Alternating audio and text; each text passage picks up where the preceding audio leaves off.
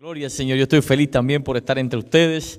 Quiero decirle que cuando el pastor Escobar me dijo, estás invitado a la iglesia de Perris, me dio muchísima alegría, porque desde el primer momento, y se los declaro, desde el primer momento en que estuve acá, me cautivaron. Tienen una iglesia hermosa, ustedes son una congregación muy linda también. El pastor Escobar, un gran colega, un gran pastor también, igual que el pastor Joshua. Que Dios te bendiga, amigo, Dios lo bendiga muchísimo. También quiero extender un saludo muy especial y muy puntual a las personas que nos están mirando a través del lente. Hay personas conectadas, estuve mirando desde Cuba, también hay personas conectadas desde México. A ustedes también mucha bendición porque hay una iglesia del lado allá de ese lente también. Y acá, por supuesto, en los Estados Unidos también hay personas que nos están mirando.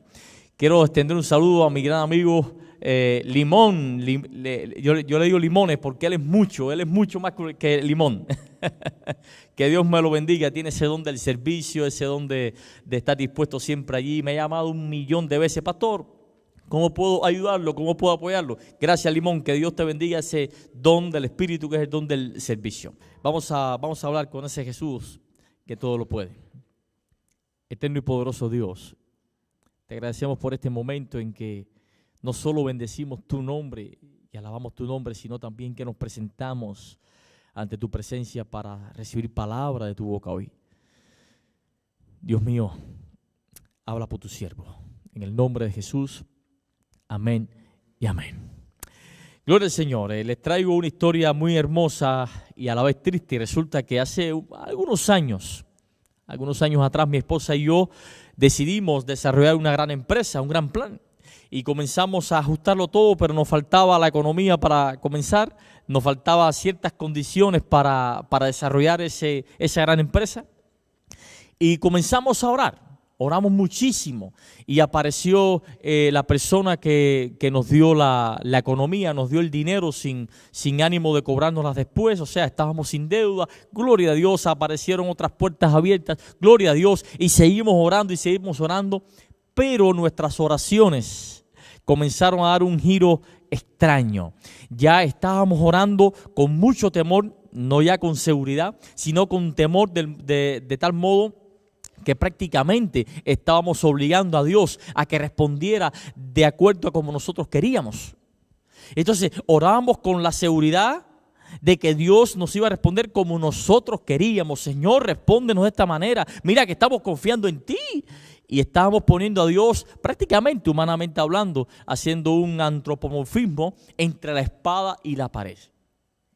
Pasó un tiempito y en el momento cero, en el momento preciso, nuestros sueños, esos sueños sobre los cuales resolvimos el problema de la familia mentalmente, y ahora cuando se cumpla esto y cuando se dé aquello, vamos a hacer esto y vamos a resolver tal situación, toda la planificación se fue abajo.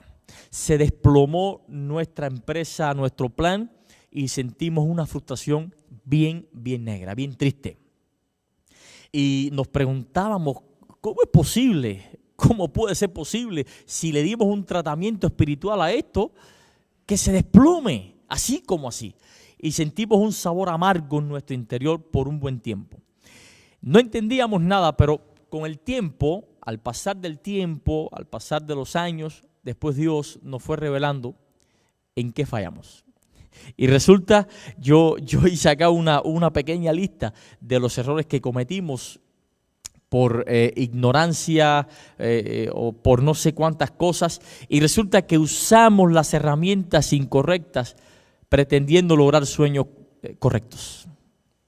Centramos nuestra empresa, nuestros planes en nuestro deseo, en nuestra voluntad y no en el deseo de Dios. Nos agarramos de las promesas de Dios, pero no del Dios de las promesas. Procuramos preservar nuestros pensamientos positivos y no preservar nuestra fe. Y lógicamente nuestra empresa cayó abajo. Familia, hay un mundo consumidor de alimento light, de comida light. Café sin cafeína, arroz sin calorías, cigarros sin nicotina, cerveza sin alcohol. Y del mismo modo que hay una alta población consumidora de alimentos light, yo diría que también hay una población de cristianos consumidores de una fe light. Y usted dirá, ¿qué rayo es eso? ¿Qué cosa es una fe light? Bueno, una fe light yo la denominaría pensar positivo creyendo que fe. Y resulta que nosotros, cuando Dios nos da el don de la fe puede producir pensamientos positivos. Pero nunca los pensamientos positivos pueden producir fe. De modo que nosotros no podemos producir fe, aunque sí pudiéramos producir pensamientos positivos.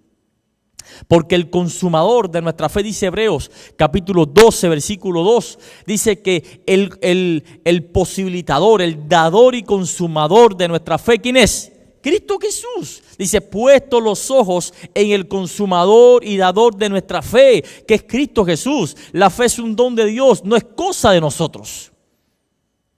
Pero nosotros resumimos nuestras vidas cristianas muchas veces en sacar una promesa del diminuto promesario y ahí leemos la promesa y con eso nos vamos al trabajo. Abrimos la Biblia, después de una corta oración y casi que al azar ponemos el dedo en el texto bíblico para ver allí lo que Dios nos dice.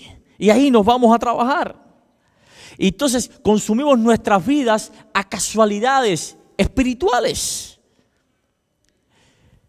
Nos cercamos nosotros mismos y entonces confundimos ante la crisis los pensamientos positivos con la fe. Y hay que tener mucho cuidado con esto, porque sí, es bueno desarrollar un buen plan, luchar por tus sueños. Es bueno mantener una mente positiva, un pensamiento positivo. Es bueno hacer crecer tu fe, tus creencias. Eso es bueno. Lo peligroso es confundir estos dos elementos básicos. Porque cuando no sabemos la diferencia entre un pensamiento positivo y una actitud de fe, corremos el riesgo de interpretar que la fe entonces es desear cualquier cosa y eso que deseemos lo podemos atraer con nuestra mente, lo podemos lograr sin problemas. Y ahí hay un error porque se nos está diluyendo la fe en la metafísica. Vinculamos la filosofía de la metafísica con nuestra fe y eso no es fe. La fe es don de Dios. Pero nos convertimos en cristianos románticos, buscadores de las buenas noticias de Dios. Por eso es que usamos la Biblia como un botiquín. ¿Estamos tristes? Bueno, pues entonces buscamos ahí en la Biblia y entonces decimos, bueno, vamos a leer Deuteronomio 31:8. Nos sentimos desamparados, nos sentimos solos. Bueno, pues vamos entonces para Isaías 41:10. Tenemos necesidad de algo, vamos para Salmo 23:1. Y tenemos la Biblia como un botiquín.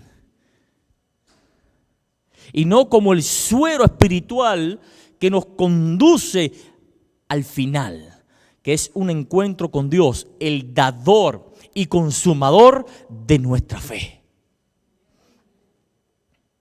Entonces, cuando viene la crisis, fluctuamos. Cuando viene la crisis, cometemos el error de agarrarnos de la promesa de Dios, pero no del Dios de la promesa.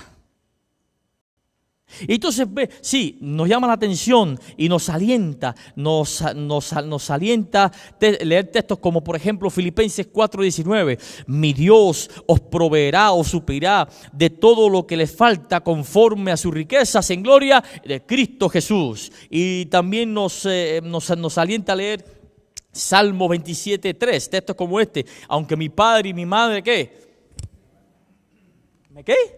me abandonaran, con todo Jehová me recogerá. Y entonces sentimos así, gloria a Dios. Pero no nos alientan textos como primera de Juan 4:20, que dice, si alguno dice yo amo a Dios y aborrece a su hermano, el tal es mentiroso. Porque cómo entonces, pues el que no ama a su hermano, a quien ha visto, ¿cómo puede amar a Dios a quien no ha visto? No nos llenan, no preferimos textos como Isaías 29:13. Dice pues el Señor, este pueblo se acerca a mí con su boca y con sus labios me honra, pero su corazón está lejos ¿de quién? De mí. Y su temor no es más que un mandamiento enseñado por hombres. no nos alienta eso. No nos da fuerza. No nos hace recapacitar. ¿Saben por qué? Porque hay mucha gente que han construido un evangelio donde el centro son ellos. Muchas veces cometemos el error de construir un evangelio a favor nuestro, para nuestro servicio. Cuando realmente el evangelio debe ser construido alrededor del centro, que es ¿quién? Dios. El evangelio debe ser construido alrededor del ánimo más noble que pueda introducir o que pueda sembrar el Espíritu Santo en nosotros. La labor más noble es el servicio a Dios. Entonces, cuando viene la crisis, cuando viene el supuesto cumplimiento de un sueño, de algo que deseamos, entonces no suceden las cosas como queremos, automáticamente nos frustramos, nos ponemos tristes y muchos hasta abandonan. Se frustran y se van porque Dios no me respondió como yo quería. Dios no existe, Dios es mentiroso, Dios me abandonó, porque nos creemos merecedores, porque hemos construido un evangelio alrededor nuestro, para nuestro servicio. Cuando nosotros tenemos que servir a Dios y procurar que el centro de nuestra vida sea Jehová de los ejércitos, Dios de Israel. Yo diría un fuerte amén a eso. Amén, gloria a Dios. Familia, hay mucha gente que busca a Dios con sinceridad, pero con métodos equivocados. Con métodos equivocados. Hay personas que quieren que sucedan cosas en su vida y no suceden porque en su vida no hacen otra cosa que consumir un alimento espiritual chatarra. Y el alimento espiritual chatarra no hará otra cosa que producir una fe chatarra. Usted va a comer constantemente hamburguesas con papas y va allí a McDonald's y no sale de allí con soda. Usted va a echar unas cuantas libras. Y su salud se va a pique. Así pasa con la fe. Si usted solo se alimenta de alimento espiritual y chatarra, olvídese que usted no va a disfrutar de los milagros de otros. Usted no va a tener la paz que tienen otros, porque no tienes la fe que tienen otros, porque lo que consumen no es lo que otros consumen. Tienes que consumir palabra de Dios. Tienes que consumir relación con Dios. Tienes que consumir oración a Dios. Y tienes que consumir la recepción, el corazón abierto para la voluntad de Dios. Darle más espacio a la prioridad que es Dios y no a la urgencia que es tu necesidad. Dice 2 de Corintios. Capítulo 1, versículo 20, un texto que le puede llegar a la mente a cualquiera, ya que estamos hablando de esto. Dice, porque todas las promesas de Dios son en Él sí y en Él amén, por medio de nosotros para la gloria de Dios. Familia, cuando leamos textos como este en 2 de Corintios 1, 20, pensamos quizás que todas las promesas son de obligatorio cumplimiento en nuestras vidas. Y a mí me encantaría decirte que todas las promesas de la Biblia son para ti, para que se cumplan en ti, en todo momento y en todas circunstancias. Me encantaría decirte eso, pero si te digo eso te miento, porque la Biblia nos dice que todas las promesas son para ti en todo momento y en todas circunstancias. Si solo lo que hay que hacer es reclamar una promesa para que se cumpla en nuestra vida, entonces, ¿qué pasó con los cristianos que murieron quemados en la hoguera, incinerados? Como es el caso de Juan Hus, por ejemplo, o Jerónimo, que murieron incinerados en la hoguera. Cuando dice Isaías allí 43:2, dice que cuando pases por el fuego no te quemarás, ni la llama arderá en ti. Y esta gente murieron quemados. ¿Qué pasó con la promesa? Y eran santos de Dios. Murieron esta gente por falta de fe. La promesa no se cumplió por su falta de fe. Esa gente murieron a causa de su fe. Porque la fe precisamente, la fe verdadera, se manifiesta cuando las oraciones parecen no tener respuesta. La fe verdadera encuentra su cimiento en medio de la crisis y se crece. La fe no está cimentada sobre el cumplimiento no de una promesa específica, está cimentada sobre el Dios de esa promesa. Entonces no importa lo que suceda con la promesa, importa lo que suceda en mi corazón con el Dios de la promesa. Nuestra fe tiene que estar cimentada no en un hecho, no en un acto, no en un cumplimiento. Tiene que estar cimentada en Jehová de los ejércitos. Ahí pensemos, por ejemplo, en Hebreos 11. Abraham. Ahí relata en Hebreos 11, capítulo 11, versículo del 8 al 13. Habla allí que a Abraham se le dieron dos promesas. Dios le dijo: haré de ti una descendencia. Te daré una descendencia que serán como las estrellas del cielo, que no las podrás contar. En Génesis 15 vemos como Dios lo llama y dice: no, aquí no, sal de la carpa y mira el cielo. Y Abraham sale y cuando mira el cielo dice: sí, Señor, ¿qué veo? Bueno, ¿qué ves? Veo una constelación de estrellas, cuéntalas, no puedo. Bueno, pues así será tu descendencia. Y Abraham dice: wow, aleluya, amén. Y la otra promesa que le da Dios es que le dice: mira, sal de tu parentela y ve hacia la tierra que yo te voy a dar. Dios le prometió una tierra, la gran tierra prometida. Y Abraham no recibió ninguna de las dos cosas, o por lo menos no vio el cumplimiento. Sí lo recibió, pero no vio el cumplimiento de ninguna de las dos promesas. Ni vio su descendencia tan multitudinaria como las estrellas del cielo. Ni recibió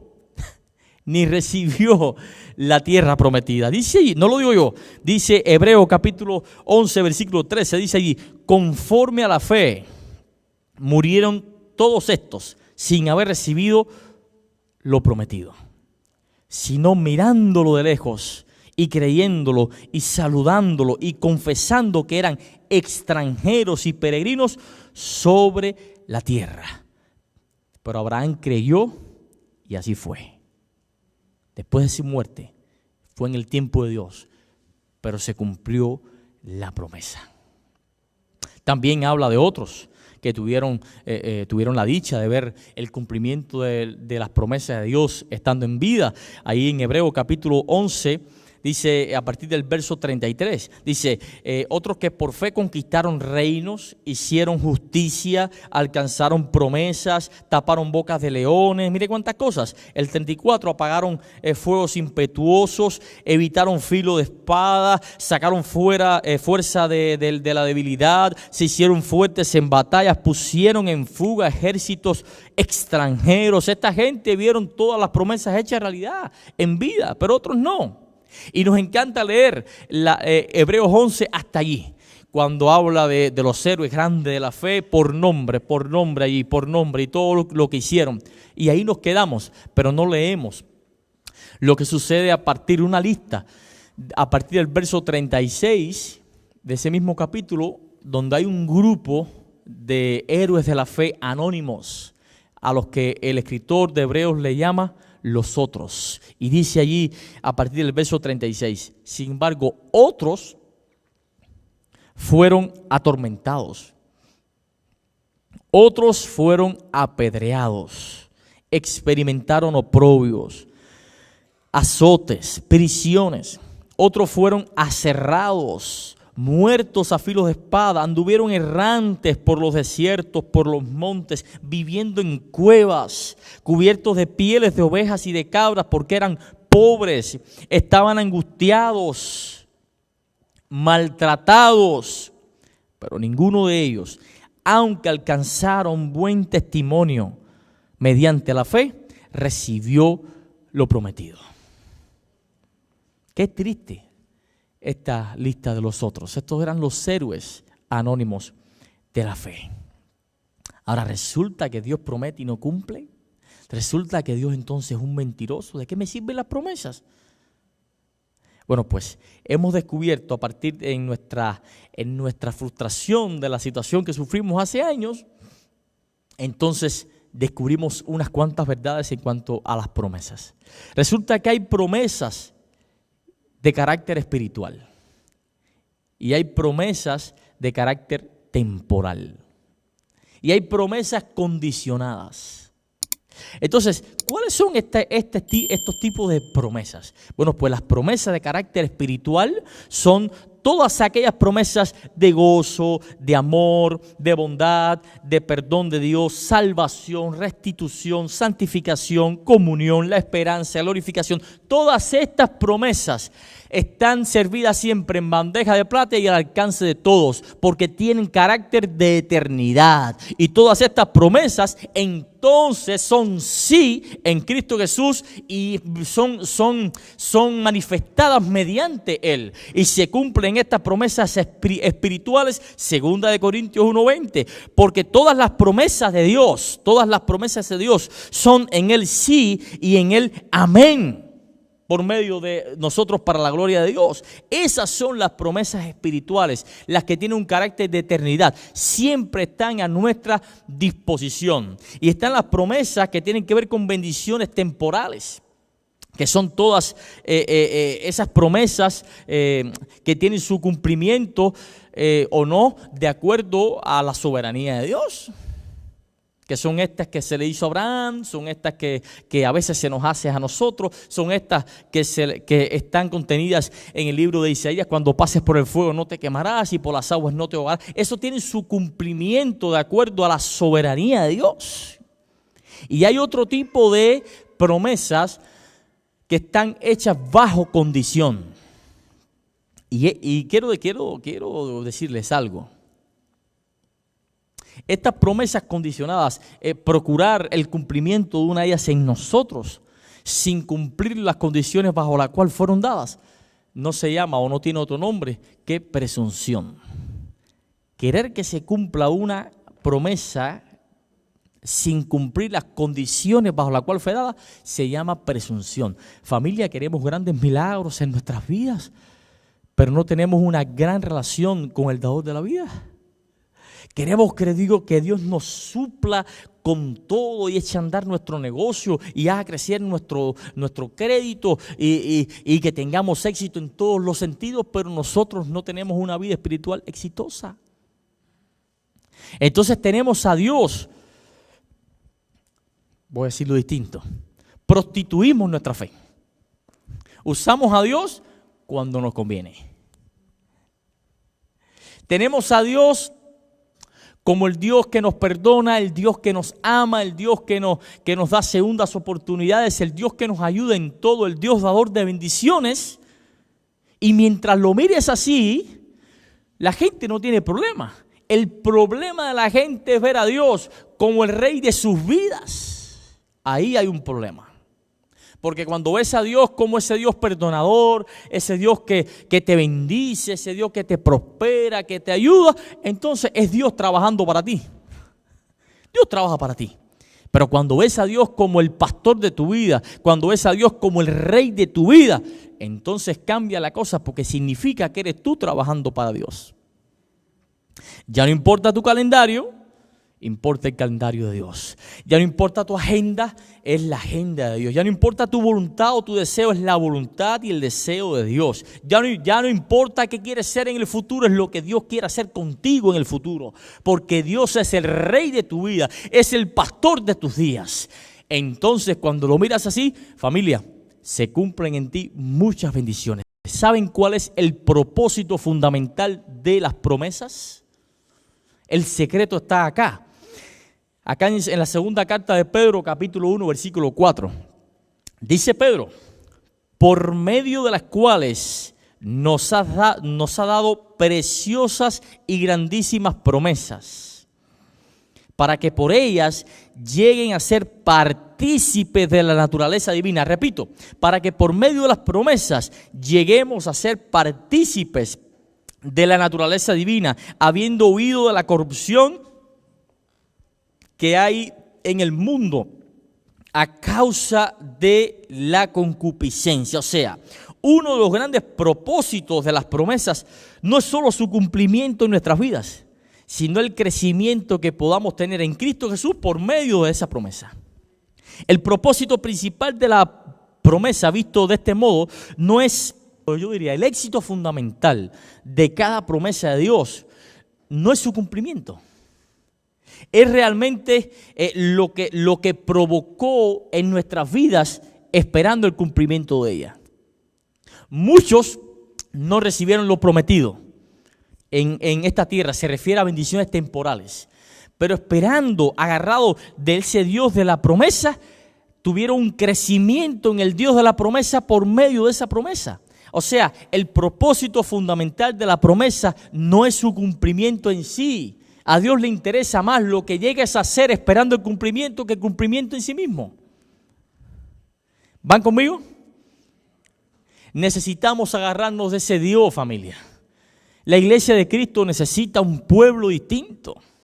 Un pueblo más consagrado, un pueblo no perseguidor de las buenas noticias de Dios, sino perseguidor de la buena voluntad de Dios, agradable y perfecta. Un pueblo que busque bendiciones en Cristo, no bendiciones en la calle. Un pueblo que busque bendición en Él, porque la bendición de Jehová es la que prospera y no añade tristeza. Ahí no hay equivocación, ahí no hay traición, ahí no hay frustración. Ahí hay crecimiento, restitución, bendición, bondad, gozo, todos los dones del Espíritu, todos los frutos del Espíritu. Ahí está todo en Jehová. Entonces la iglesia se pierde en esos pedacitos. No sucedió como yo esperaba. ¿Qué necesidad tengo de estar yo poniéndome límites en mi vida y ven obedecer los mandamientos de Dios como límites cuando debieran verlo con gozo? Cuando dice el mismo salmista, tu ley es gozo en mi vida, tu ley es mi gozo, es mi alegría. Convertiste mi llanto en gozo, pero ¿a partir de dónde? De la obediencia a tu ley. No se puede obedecer a Dios si no se ama a Dios, si no se conoce a Dios. Usted puede obedecer la ley.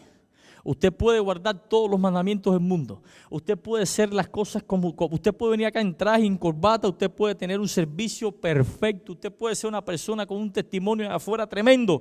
Pero si usted no conoce a Dios, usted no está obedeciendo a Dios. Usted está obedeciendo una ley. Aprende, o tenemos que aprender a centrar nuestra vida no en la conducta, sino en Jesús, que es quien controla y quien transforma nuestra conducta. Entonces la iglesia cambia. La iglesia tiene una sonrisa distinta. La iglesia canta con gozo. Y cuando dice, alabemos juntos, la iglesia entera retumba todas las paredes cantando porque están felices. Y los ángeles no pierden entonces la oportunidad de unirse con este pueblo para alabar a Jehová de los ejércitos. ¿Por qué? Porque hay gozo en sus corazones. ¿Por qué? Porque se sienten perdonados. ¿Por qué? Porque los jóvenes quieren direccionar sus pasos y los ancianos no están puestos para las críticas, están puestos para acercarse a Jesús. Y no digo que los ancianos son los criticones, No, simplemente que hay un encuentro generacional. En nuestras iglesias hay alrededor de 5 generaciones. Entonces cada cual tiene su forma de ver el evangelio, pero tenemos una ley en común, que es la ley del amor. En esto dijo Jesús, en esto conocerán que son mis discípulos, en que se amen unos a otros. No dijo en que se critiquen unos a otros. No dijo en que se señalen unos a otros, en que se lleven a junta unos a otros, no. El ejército, lastimosamente, el ejército que mata a sus heridos, lastimosamente es el ejército de Cristo. Matamos a los que están heridos. Cuando el pastor de la oveja lo que hizo fue ir en busca de la oveja, rescatar a esa oveja, sanar las heridas de esa oveja y no ponerle en vergüenza delante de las 99. Usted se perdió, usted miren, delante de todos, aquí vamos a aplicar la censura para que todo el mundo vea que esto es como es. No. Le dio amor a esa oveja. Y el texto nos dice que la oveja se volvió a ir. La oveja decidió ser rescatada. La oveja decidió ser perdonada. Y así sucedió. Así sucedió. Si redireccionamos nuestras vidas a Cristo Jesús y no a la conducta, si redireccionamos nuestras vidas hacia el Dios de las promesas y no agarrados de la promesa de Dios, si redireccionamos nuestras vidas para servir o trabajar con el Dios de la obra y no solamente para el Dios de la obra, entonces la iglesia va a tener un brillo distinto. Y nos quitamos ese letrero que somos la iglesia de ¿qué? De la Odisea. La iglesia de la Odisea que sea otra. Perris es otra iglesia. Perry no es la iglesia de la Odisea. Que sea otra. Nosotros no podemos darnos ese lujo. Nosotros somos la iglesia de los santos de los últimos días, de la iglesia adventista del séptimo día que espera con gozo ese próximo regreso, ese inminente regreso de Jesús. Y estamos agarrados de ese Jesús que cumple en nosotros, de acuerdo a su voluntad, las promesas, pero que pone frente a nosotros con bandejas de plata sus promesas de carácter eterno. Nosotros tenemos segundas oportunidades de redención y esta mañana es una de esas oportunidades. Quizás la última para algunos de ustedes. Jehová puede cambiar tus símbolos de vergüenza en símbolos de gracia. Jehová puede cambiar tu vida y darle un giro total. Jehová tiene un concepto de ti totalmente distinto al que todos tienen. Jesús te ama. Jesús te ama. Familia, procura tú alcanzar la fe o ese nivel de fe donde no te asemella qué sucede en tu vida y qué no. Procura alcanzar ese nivel de fe donde aunque todo se esté desplomando a tu alrededor, aunque veas tu familia haciéndose pedazos, aunque tu matrimonio esté pasando por una crisis bien profunda, aunque tu economía esté en números rojos, aunque el médico te dé un certamen negativo de tu salud, tu fe no se tambalea. Porque crees en un Dios grande, en un guerrero victorioso, en un Dios extremadamente poderoso. Porque no es el médico quien define tus días, es Jehová quien define tus días. No es la cuenta de banco quien define tu economía, es Jehová quien define tu economía. No es un profesor quien define lo que serás mañana, las notas que tienes en tu universidad, es Jehová quien define tu futuro. Y no son 2 o 3 los que definen el rumbo de la iglesia, es Jehová quien define el rumbo de esta iglesia. Porque nuestro pastor es el pastor de los pastores, Jehová de los ejércitos. Eterno Padre que estás en el cielo, te doy las gracias por tu gran amor, por tu gran misericordia, por lo bueno que eres con nosotros, por la manera en que tú nos perdonas, la manera en que tú nos tratas, el tratamiento que tú nos das en medio de nuestros errores. Hemos cometido errores. Quizás haya personas en este lugar que están pasando por una crisis bien dura, pasando por dificultades espirituales, por bajones espirituales. Quizás hayan algunos que se han alejado de ti poco a poco y hoy se están dando cuenta porque están recibiendo esa voz en su mente que les dice: retoma el camino, retoma las riendas de tu salvación. Mira, cree un poco más en Jesús, acércate más, tienes que retomar las riendas de tu vida espiritual. Y esa voz no tiene otro nombre que el Espíritu Santo de Dios. Restaura matrimonios, restaura familias, restaura salud, restaura maneras de pensar, restaura a los jóvenes, restaura a los ancianos y ayúdanos a mostrarnos amor entre nosotros para que los de afuera cuando miren adentro digan: wow, esos son discípulos de Jesús. Y entonces se hagan evidentes las señales de un discípulo después que nos amemos unos a otros. En el nombre de Jesús pedimos estas cosas y esta iglesia lo cree y dice amén. Que Jehová te bendiga y te abrigue siempre. Que Jehová haga resplandecer su rostro sobre ti, ponga en ti paz y tenga de ti misericordia.